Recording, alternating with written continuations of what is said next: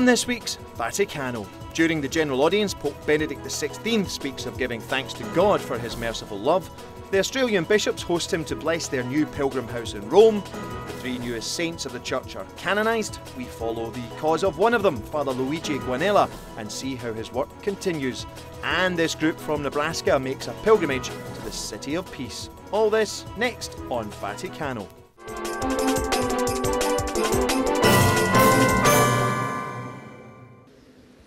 In nomine Patris et Filii et Spiritus Sancti.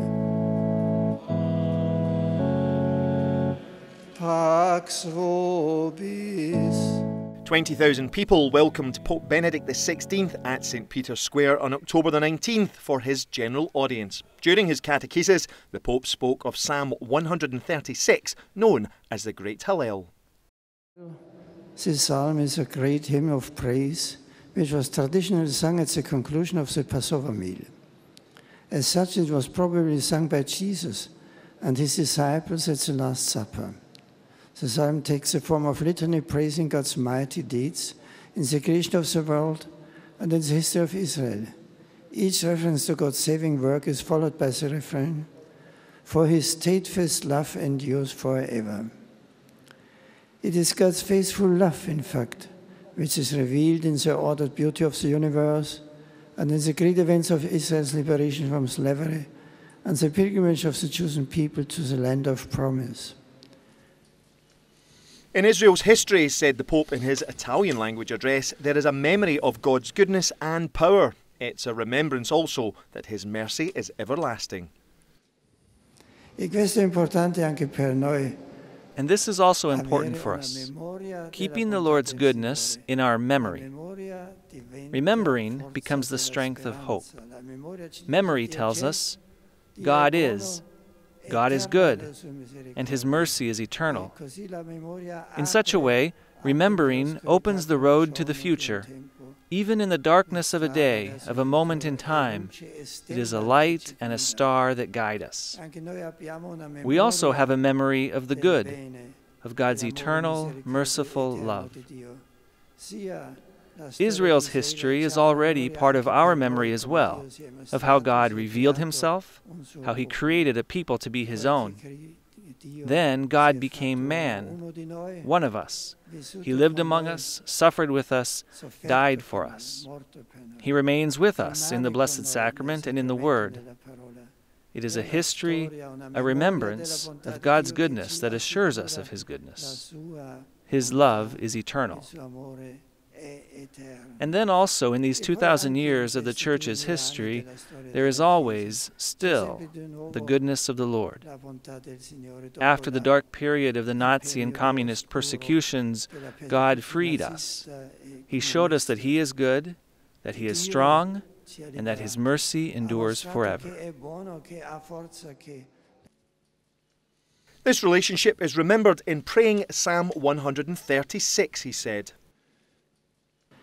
As we sing this great litany of God's mighty words, we give thanks that the depth of his steadfast and merciful love was fully revealed in the coming of his only begotten Son.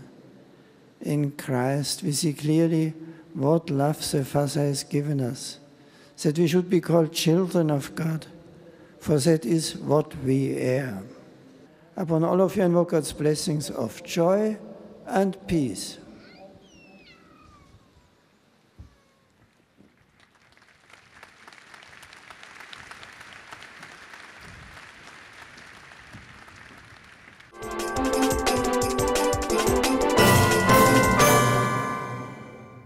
Australian Catholics now have a place to call their own in the streets of Rome. It's the Domus Australia, or Australia House, for pilgrims in the Eternal City from down under. Invited by Australia's bishops, Pope Benedict XVI made a rare journey across the city on October the 20th to bless it. With the St Mary's Cathedral Choir of Sydney accompanying, the ceremony began.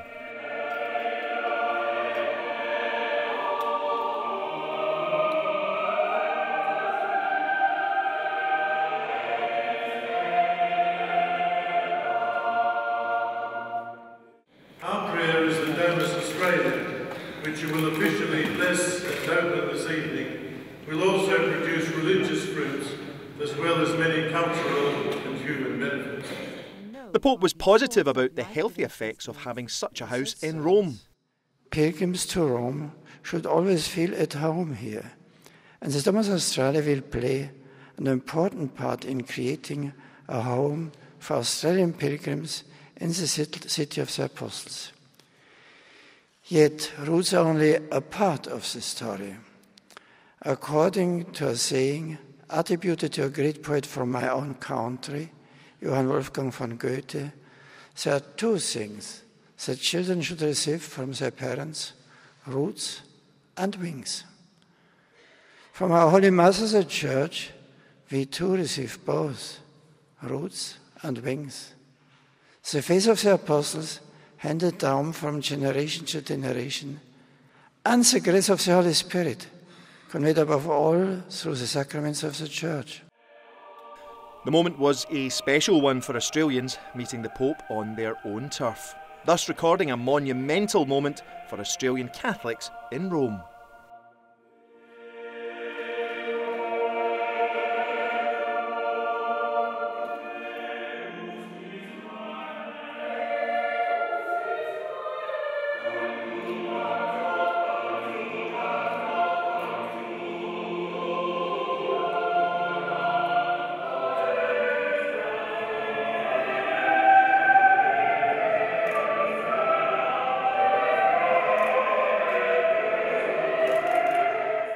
It was a very good experience because of just being around the Pope. It's amazing. I think it went very good and still shaking from all the nerves. Yeah, I think it went really, really well. Well, first of all, it was a great experience to actually see the Pope front on, not in the camera and in the video and in the TV screen. It's cool to see him lively. So I think that was a great experience and it will be in my heart forever. It was a party for the Aussies, a light moment after a lot of hard work. A building project like this is a significant project when you're on your own turf. It is something else again when you are in a different country.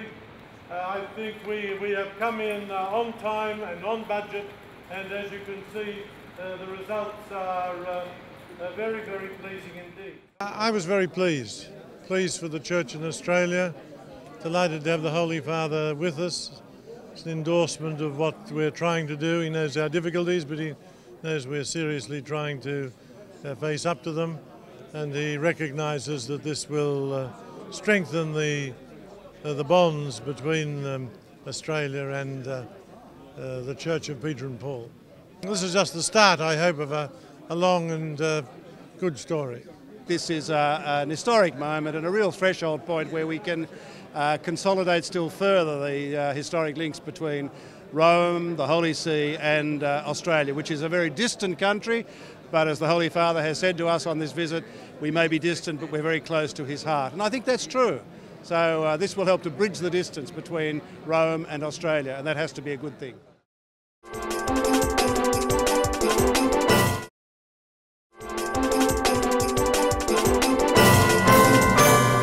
Welcome back. You're watching Vaticano. Ora pro nobis. Santa Maria Magdalena. Ora pro nobis. Sancte Stefane. Ora pro nobis. Sancte Ignati Antioch. Sunday, October the 23rd, saw a ceremony in St. Peter's Square to remember three great human beings. All these thousands of people were gathered for the trio's entry as the new saints of the Church. The Pope's main Sunday address was at a packed St. Peter's Square for the mass of canonisation of three new saints for the Church, all of whom were born in the 19th century and died in the 20th. Italian Guido Maria Conforti, the Bishop of Parma and founder of the Zavarians, Italian Father Luigi Quinella, the founder of the Servants of Charity and the Daughters of St. Mary of Providence, and the Spanish Mother Bonifacia Rodriguez de Castro, foundress of the Congregation of the Servants of St. Joseph. In his homily, Pope Benedict turned to the gospel scene of the day where the Pharisees are questioning the Lord about the greatest and first commandment. The Lord tells them that it is love of God. The Pope then highlights that even though the Lord has not been asked about the second commandment, Jesus quickly goes on to tell his listeners anyway that it is love of our neighbour as ourselves. The Pope said that the Lord wants us to understand that the love of our neighbour is as important as love of God, since love of neighbour is the way that a Christian makes his love for God visible to the world. And this message had a special significance on the day of the canonizations, said the Pope. How providential it is that precisely today the Church proclaims to all of her members 3 new saints who allowed themselves to be transformed by divine love, around which they molded their entire lives. In different situations and with different charisms, they loved the Lord with all their heart and their neighbors as themselves, becoming an example to all believers. The Pope encouraged the pilgrims to allow themselves to be attracted by their example and guided by their teachings, so that their lives too might become a witness of authentic love towards God and neighbour in our own time. Immediately following the Mass of Canonization, the Pope prayed the Angelus and renewed his greetings to all those who had come to share in the joy of 3 more Christians being raised to the altars. In a particular way, the Pope greeted Polish Catholics, since the day before, here in the Diocese of Rome and throughout Poland, we celebrated for the first time the Mass of Blessed John Paul II. May Blessed John Paul and these 3 new saints continually aid us from heaven with their prayers. The Pope finished with a special greeting in English. Dear brothers and sisters, I am pleased to greet all the English-speaking visitors and pilgrims present, especially those here for today's canonizations. In the Sunday's Gospel passage, Jesus urges us to love God above all things and to love our neighbor as ourselves. Let us measure our actions every day by his call to love and live it with courage and joy. May Almighty God bless all of you.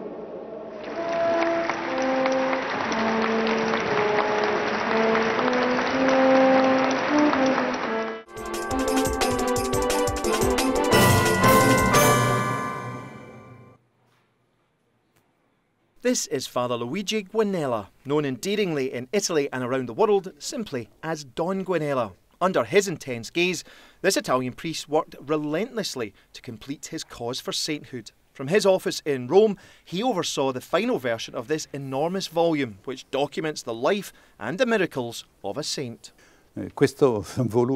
This volume of almost 1,500 pages collects the entire process that was carried out. It's called a positio. Much of it describes the last miracle. There are witness accounts from family members who lived the drama of Glissen's coma, and the testimonies of the relatives and doctors who were in contact with this reality. So here are the testimonies and medical records. The doctors' examinations are very thorough, because they must demonstrate that human science doesn't reach where this cure did, which is really a miracle. Glissen is William Glissen, a 30-year-old from Springfield, Pennsylvania. He was in a coma nearly a decade ago after a rollerblading accident. He entered the hospital on March the 15th, 2002. Later, on the day of St. Joseph, the 19th of March, they gave him a relic which his mother in turn put on William's wrist. And she put another relic of Dongguan Ella on his neck. Then they started to pray. The Holy See is very strict to specify, in terms of an intercession, that the intervention was due to his invocation, not generically to a group of saints, but directly to Dongguan Ella. In Philadelphia and Springfield, they began this true prayer crusade, that God might concede this miracle. And we got it. William actually had the unique privilege of attending the canonization of a man whose intercession saved his life. It's amazing. I can't believe that it's happening, and it was to save men and women because of me. I mean, not necessarily me, but you know, it was my accident and other people's prayers. People who didn't even know me decided to pray for me, and their prayers were answered.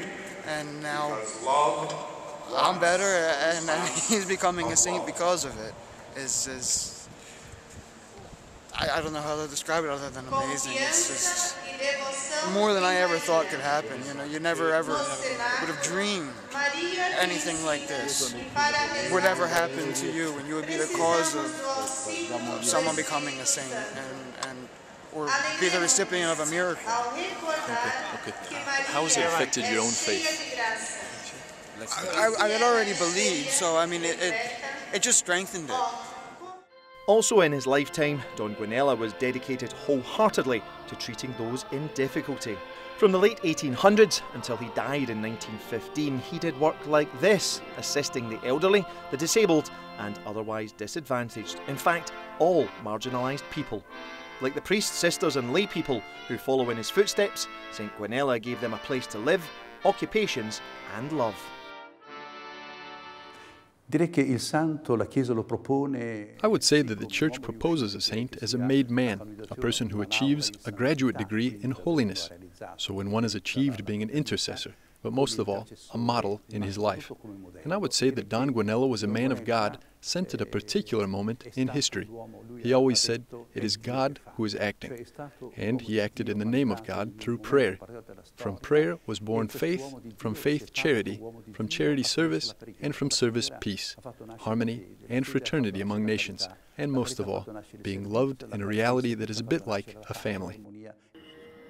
And Dongguan Ella clearly made an impression outside these offices over at the Vatican. Dongguan Ella, like Don Bosco, Don Orione, and Don Alberione, belongs to those saints we call social saints, because they have two faces. One is directed to God in the Trinity and Jesus Christ, and the other looks to neighbor. The love of God is transformed into operative and concrete charity towards neighbor. Moreover, Dongguan Ella opened a window to people with mental and physical disabilities. In his time, he was a pioneer. Today, society is involved and sensitive to the helping and caring for people with disabilities, but in the time of Dongguan Ella, it was really an exception, and thus charity opened the door to justice.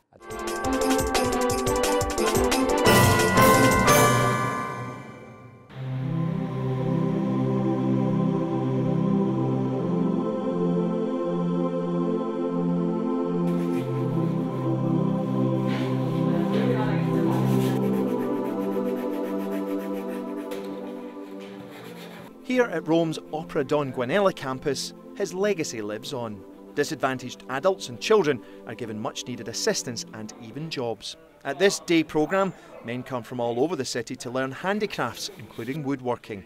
They also learn basic computer skills and create art.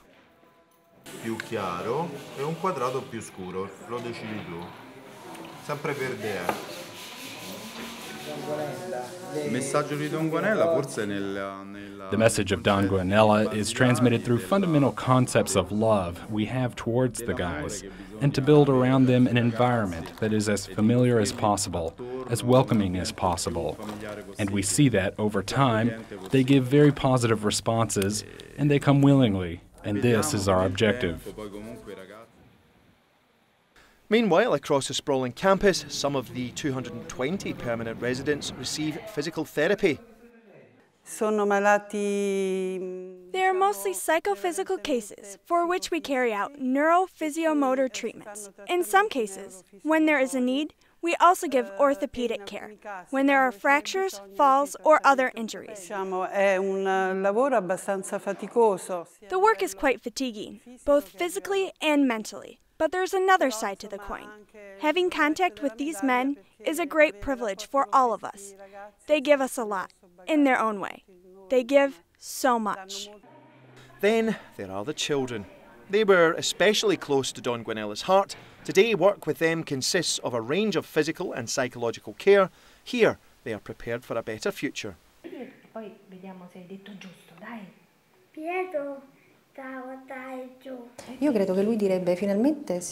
I think he would say, if he saw this, finally, my dream has been achieved and continues.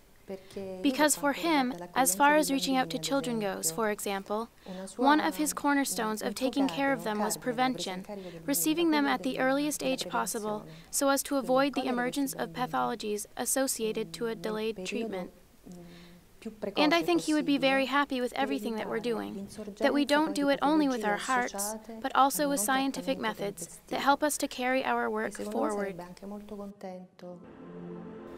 It's all part of the newly declared saint's legacy on earth.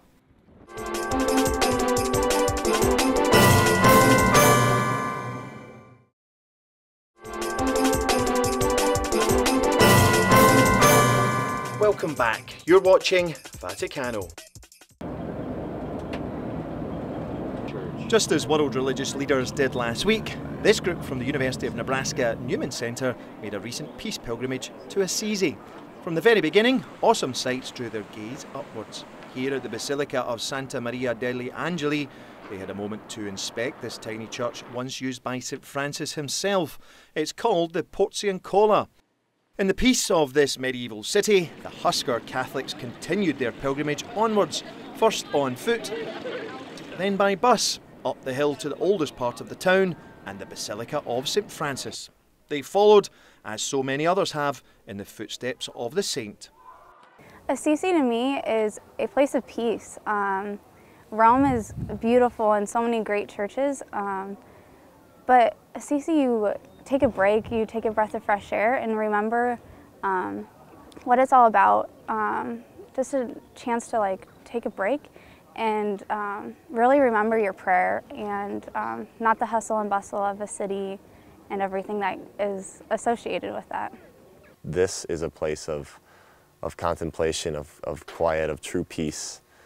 For me, peace is just finding, just being content with yourself, where you are, what you're doing. And so here for me, there's contentment all around. In the medieval atmosphere of the city, perhaps the most powerful reflections came as they did what St. Francis often did. They prayed.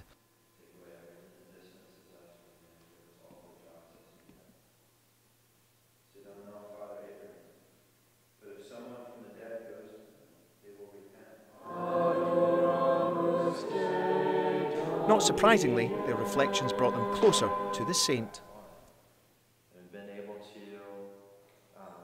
Christ is with me in Nebraska, but he's also with me here in the different churches that we go into, and it's just amazing. It's amazing to walk on the land that different saints have been on, that have been living Jesus' word, and it's just been so fulfilling. Peace to me is kneeling in front of the Eucharist and just opening your heart and letting him fill you with that peace, with his peace. How I can suggest my life to be an instrument of peace would be living God's will the best that I can, and also serving others, taking focus off myself and serving others so that they may feel the peace of God through me.